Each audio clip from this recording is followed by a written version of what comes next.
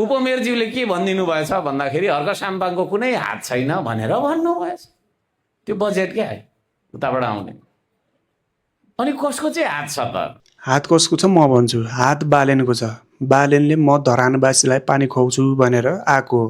भलै त्यहाँबाट चुनाव जितेन तर बाचा पुरा गर्यो। बजेट हाल्ने बालेनको मन्त्री, बजेट सरकार बालेनको, अर्थमन्त्री बालेनको। अनि बजेट कसले दियो? हर्केले दियो त? अर्थमन्त्रीले दियो नि त, सरकारले दियो नि त बालेनले। अनि बालेनको सरकार हर्कले बजेट दिने भन्ने हुन्छ? यो मलाई आफ्नो एउटा स्वार्थको लागि यसरी म्यानुपुलेट गरिरहेको छ कि जनतालाई। नजिकै चुनाव आइरहेछ मेयर यिनीहरूको, म्यानुपुलेट गरेर के यो जो हुन्छ नि भ्रम पारेर के भ्रम, जनतामा भ्रम छरेर फेरि चुनाव जित्न खोजिरहेको क्या हर्केले, अरू केही होइन। बजेट दिने सरासर बालेन सरकारले हो। चाहेन भने दिँदैन थियो। केपी ओलीले दिएको थियो त यसलाई? एउटा रितु गाग्री लिएर गएको थियो, भेट्नै मानेन केपी ओलीले। अहिले बालेनले खुरुखुरु बजेट हालिदियो त्यहाँ त।